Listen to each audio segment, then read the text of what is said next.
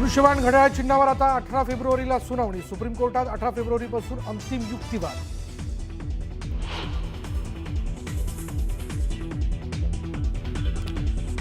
सतरा पालिकांमध्ये खुल्या प्रवर्गासाठी आरक्षण जाहीर। मुंबई, नवी मुंबई, पुणे, नाशिक, नागपूरसह इतर मनपांमध्ये खुल्या प्रवर्गातून महापौर होणार, तर मुंबईत महिला महापौर होणार।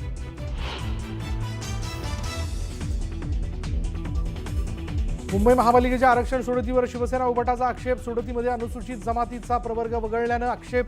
सत्ताधाऱ्यांकडून ओबीसींवर अन्याय, पेडणेकरांचा आरोप।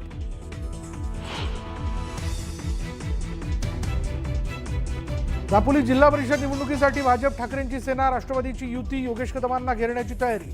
दापोली शिवसेना स्वबळावर लढणार।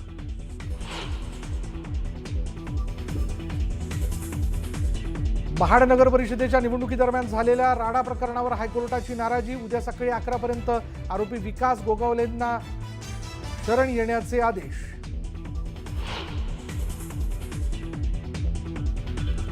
दाऊदबाबत अपप्रचारासाठी एक टूल किट काम करते, यामागे कोण हेही मला माहिती आहे। मुख्यमंत्री फडणवीसांचा विरोधकांवर निशाणा।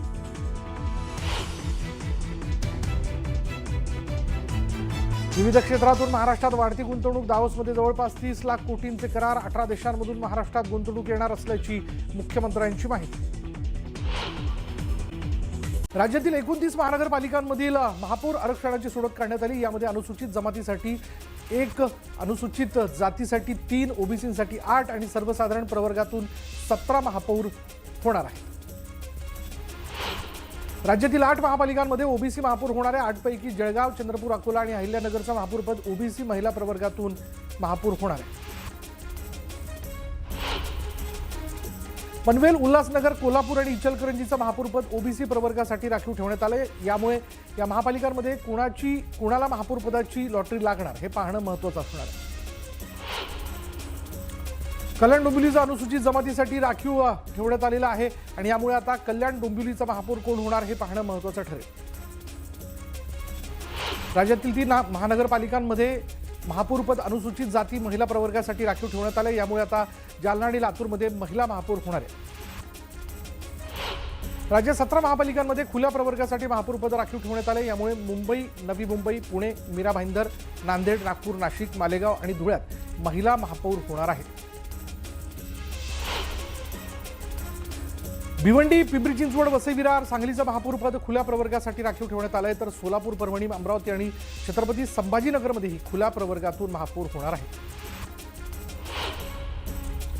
वसई विरार महानगरपालिकेमध्ये बहुजन विकास आघाडीने 115 पैकी 70 जागा जिंकत स्पष्ट बहुमत मिळवलं। महापौर निवडीपूर्वी नगरसेवक फुटू नयेत यासाठी बहुजन विकास आघाडीने गट स्थापन करत माजी महापौर प्रवीण शेट्टी यांची गटनेतेपदी निवड केली। हितेंद्र ठाकूर यांनी विरारमध्ये नवनिर्वाचित नगरसेवकांची बैठक घेऊन हा निर्णय घेतला। वसई विरार शहर महानगरपालिकेच्या महापौरपदाचं आरक्षण खुल्या प्रवर्गासाठी जाहीर झालंय। बहुजन विकास आघाडीचे संघटक सचिव आजीव पाटील आणि माजी महापौर प्रवीण शेट्टी, कन्हैया बेटा भुईर आणि रंजना थालेकर यांची नावं सध्या चर्चेत आहेत। मुंबई महानगरपालिकेच्या आरक्षण सोडतीवर ठाकरेंच्या शिवसेनेनं आक्षेप घेतलाय। खुल्या प्रवर्गाला आरक्षण जाहीर झाल्यानं हा आक्षेप घेण्यात आलेला आहे। महापौर आरक्षणाच्या सोडती फिक्स होत्या। काँग्रेस नेते विजय वडेट्टीवारांनी हा आरोप केला, तर ठाकरेंच्या शिवसेनेचा आक्षेप योग्य असल्याचे ते म्हणाले। दरम्यान गरज पडल्यास मित्रपक्ष कोर्टातही जाणार असल्याचं वक्तव्य त्यांनी केलं। ठाकरेंच्या शिवसेनेचा आक्षेप कुठल्याही नियमाला धरून नसल्याचं राज्यमंत्री माधुरी मिसाळांनी म्हटलंय, तर नियमानुसार सोडत जाहीर केल्याचा दावा त्यांनी केला। जिथे अस्थिरता तिथं भाजपबाबत निर्णय घेणार असल्याचं मोठं वक्तव्य संजय राऊतांनी केलं, तर शिंदेच्या शिवसेनेसोबत अजिबात जाणार नसल्याचं ते म्हणाले। टीडीएमसीमध्ये मनसेनं शिवसेनेला दिलेल्या पाठिंब्यावर उद्धव ठाकरे नाराज असल्याची माहिती आहे। असा निर्णय घ्यायला नको होता अशी प्रतिक्रिया ठाकरेंनी दिल्याची माहिती आहे। मुंबईत मराठी महापौर होत असेल तर राज ठाकरे सकारात्मक भूमिका घेऊ शकतील। भाजपला पाठिंबा देण्यासंदर्भात बाळा नांदगावकरांनी हे सूचक विधान केलंय। त्यांच्या वक्तव्यामुळे चर्चांना उधाण आलंय। अचलपूर नगर परिषदेत भाजप आणि एमआयएमची युती झाली आहे। समितीच्या सभापतीपदासाठी भाजप एमआयएमची युती झाली। एमआयएमला शिक्षण आणि क्रीडा समिती सभापतीपद देण्यात आले। जळगाव महापालिकेत शिवसेना शिंदे गटाचे गटनेतेपदी विष्णू भांगण यांची निवड करण्यात आली, तर उपगटनेतेपदी प्रतिभा देशमुख आणि प्रतोदपदी दिलीप पोकळे यांची एकमताने निवड करण्यात आली। महाडमधील राडा प्रकरणावर हायकोर्टाने तीव्र नाराजी व्यक्त केली. मुख्यमंत्री इतके असह्य की त्यांना काही करता येत नाही असं निरीक्षण हायकोर्टाने नोंदवलं. गोगावलेंच्या मुलाला अटक न झाल्यानं हायकोर्टाने नाराजी व्यक्त केली.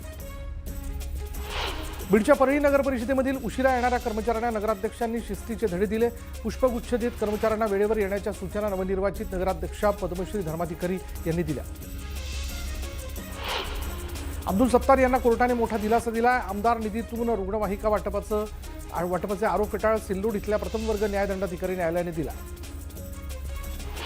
मुंबईतल्या ठाकरेंच्या शिवसेनेच्या नगरसेविका सरिता मस्केंनी मिलिंद नार्वेकरांची भेट घेतली. काल नोंदणी दरम्यान सरिता मस्के गैरहजर असल्यानं नॉट रिचेबल असल्याची जोरदार चर्चा होती. रायगडच्या ध्वजारोहणाचा मान मंत्री भरत गोगावले यांना देण्यात आला आणि यामुळे गोगावले समर्थकांमध्ये आनंदाचं वातावरण पाहायला मिळतं. महाराष्ट्रात इनोव्हेशन सिटी होणार असल्याची घोषणा करण्यात आली. मुख्यमंत्री देवेंद्र फडणवीस यांनी दावोसमधून याबाबत माहिती दिली. तिसऱ्या मुंबईसाठी 1 लाख कोटींची गुंतवणूक करण्यात आली आहे, तर महाराष्ट्र हे ग्रोथ इंजिन असल्याचंही त्यांनी नमूद केलं. चंद्रपूर काँग्रेसमधील धानोरकर आणि वडेट्टीवारांमधील अंतर्गत वाद सपाट्यावरती आलाय, तर काँग्रेसमधील वाद सुटणार नसल्याचं वक्तव्य आमदार किशोर जोरगेवार यांनी केलं. सिंधुदुर्ग जिल्हा परिषदेच्या 50 जागांसाठी 273 उमेदवारांनी अर्ज दाखल केले, तर पंचायत समितीच्या 100 जागांसाठी 440 उमेदवारांनी अर्ज दाखल केलेत. इंदापूरमध्ये जिल्हा परिषद आणि पंचायत समितीच्या निवडणुकीत विरोधक असलेले कृषी मंत्री दत्तात्रय भरणे आणि माजी मंत्री हर्षवर्धन पाटील एकत्र आलेत. त्यांच्या उमेदवारांनी राष्ट्रवादीच्या घड्याळ चिन्हावर अर्ज दाखल केलेत, तर प्रवीण माने आणि प्रदीप गारटकर यांच्या माध्यमातून भाजपने राष्ट्रवादी दोन्ही गटातील नाराजांना बरोबर घेत उमेदवार उभे केलेत आणि त्यामुळे इंदापूरमध्ये दोन्ही राष्ट्रवादी विरुद्ध भाजप अशी रंगतदार लढत होणार आहे. लातूर जिल्हा परिषदेसाठी 598 उमेदवारांनी अर्ज दाखल केलेत, तर पंचायत समितीसाठी 952 उमेदवारी अर्ज दाखल करण्यात आलेत. जिल्हा परिषद गटासाठी सर्वाधिक 109 अर्ज उदगीर तालुक्यातून दाखल करण्यात आले. सांगली जिल्हा परिषदेच्या 61 जागांसाठी 746 अर्ज दाखल झालेत, तर पंचायत गणांसाठी 1289 अर्ज दाखल झालेत, तर राजकीय पक्षांसमोर बंडखोरीचं आव्हान आहे. पिंपरी चिंचवडमध्ये निवडणूक प्रक्रियेत गैरहजर राहणाऱ्या कर्मचाऱ्यांवर कारवाई करण्यात येते. आतापर्यंत 1329 कर्मचाऱ्यांनी अधिकारी यांना कारणे दाखवा नोटीस बजावण्यात आलेली आहे. नंदुरबार जिल्हा विकास समन्वय समितीची बैठक पार पडली. खासदार गोवाल पाडवींच्या उपस्थितीत ही बैठक झाली, तर बैठकीला उपस्थित न राहणाऱ्या विभाग प्रमुखांना नोटीस बजावण्यात येणार आहे. राज्यातील दिव्यांग कर्मचारी आणि दिव्यांग व्यक्तींच्या दिव्यांग प्रमाणपत्राची तपासणी मोहीम हाती घेण्यात आली आहे आणि या तपासणीत जिल्हा परिषदेच्या 5 कर्मचाऱ्यांची निकषानुसार टक्केवारीत तफावत आढळून आल्यानं 5ही कर्मचाऱ्यांविरुद्ध निलंबनाची कारवाई करण्यात आली. मुख्य कार्यकारी अधिकारी मिनल करणवाद यांनी ही कारवाई केली. पिंपरी चिंचवड महानगरपालिकेनं थकबाकीदारांवर कारवाईला सुरुवात केली. 35 मालमत्ता जप्त करण्यात आलेल्या, तर 133 थकबाकीदारांचं नळ कनेक्शन खंडित करण्यात आलं. वाशिम जिल्हा दुय्यम निबंधक विभागाने विविध ठिकाणी छापा टाकलाय. सावकारी करणाऱ्यांवर यातून कारवाई केली जाणार आहे. मोठ्या प्रमाणात शेती खरेदी केल्याच्या संशयातून ही कारवाई करण्यात येते. सांगली पोलीस अधीक्षकांकडे पलाश मुच्छल विरोधात आर्थिक फसवणुकीची तक्रार दाखल करण्यात आली. चित्रपटात काम देतो आणि चित्रपटाचे प्रोड्युसर म्हणून गुंतवणूक करण्याचा आमिष दाखवल्याचा आरोप करण्यात आला. विज्ञान माने नावाच्या तरुणाने ही तक्रार दाखल केली आहे. हिंगोली जिल्हा परिषद कार्यालयात मुख्य कार्यकारी अधिकारी यांच्या दालनात शिवसेना उभाटा पक्षाच्या पदाधिकाऱ्यांनी ठिय्या आंदोलन केलं. औंढा नागनाथ पंचायत समिती कार्यालयातील भ्रष्टाचार प्रकरणात गटविकास अधिकाऱ्यांवर कारवाईच्या मागणीसाठी हे आंदोलन करण्यात आलं. भंडारा जिल्ह्यातील कवलेपाडा ग्रामपंचायतीने पालकमंत्री पंकज भोयर आणि आमदार खासदार गायब झाल्याचं म्हणत जो कोणी त्यांना शोधून देईल त्यांना योग्य तो सन्मान त्यांचा करण्यात येईल असा फतवा काढला. कवलेवाड्यातील प्रलंबित विकास कामांसाठी ग्रामस्थ आक्रमक झाले असून मागणी पूर्ण न झाल्यास आंदोलनाचा इशारा देण्यात आला. बुलढाणा जिल्ह्यातील मानेगावातील शेत शिवारातील विहिरीत काळवीट पडल्याची घटना घडली. स्थानिक नागरिक आणि वन विभागाच्या मदतीने काळवीटाला सुखरूप बाहेर काढलं असून नैसर्गिक अधिवासात सोडण्यात आलं. कोकणच्या समुद्रकिनाऱ्याची आठवण करून देणारा देखावा आणि त्या वातावरणात नारळ पाणी पीत बसलेला गणराया असा आगळावेगळा अनुभव यंदा निमित्त विरले पार्ले इथं साकारण्यात आलेला आहे. मागी गणेशोत्सवाच्या निमित्तानं ही मूर्ती साकारण्यात आली आणि राकेश सावंत यांच्या निवासस्थानी भक्तिभावाने विराजमान झालेली गणेश मूर्तिकार अभिषेक सुनका यांनी साकारली आहे. बुलढाण्याच्या शेगावात एसटी बस चालक आणि वाहकांनी आंदोलन केलं. बसमध्ये 55 प्रवाशांची क्षमता असल्यानं 55 पेक्षा अधिक प्रवाशांची वाहतूक न करण्याचा पवित्रा घेण्यात आलाय. नागरिकांनी तक्रारी विरोधात हे आंदोलन केलं. समुद्रातील माशांची आवक घटल्यानं पालघरमधील मच्छीमार संकटात सापडले. समुद्रात मासे मिळत नसल्यानं डहाणूसह परिसरातील शेकडो मासेमारी बोटी समुद्र किनाऱ्यांवर नांगरून ठेवण्यात आले. चंद्रपूर शहराजवळील चंद्रपूर फेरो अलाय प्लांटमध्ये आलेल्या बिबट्याला वन विभागाने जेरबंद केल्यानंतर बिबट्याला ट्रान्झिट ट्रीटमेंट सेंटरमध्ये नेण्यात आले आणि त्यामुळे नागरिकांना मोठा दिलासा मिळाला. सांगलीच्या विट्यात कोबरा नागा ढळला. यावेळी सर्पमित्राच्या मदतीनं लोखंडी गेटखाली अडकलेल्या नागाला जीवदान देण्यात आलंय. वन्यजीव रक्षक टीमने नागावर उपचार करून सापाला नैसर्गिक अधिवासात सोडलं. पिंपरी चिंचवडमध्ये शुक्रवारी भोसरी MIDC परिसरातील काही भागातून आंतरराष्ट्रीय पुणे ग्रँड टूर सायकल शर्यत जाणार आहे.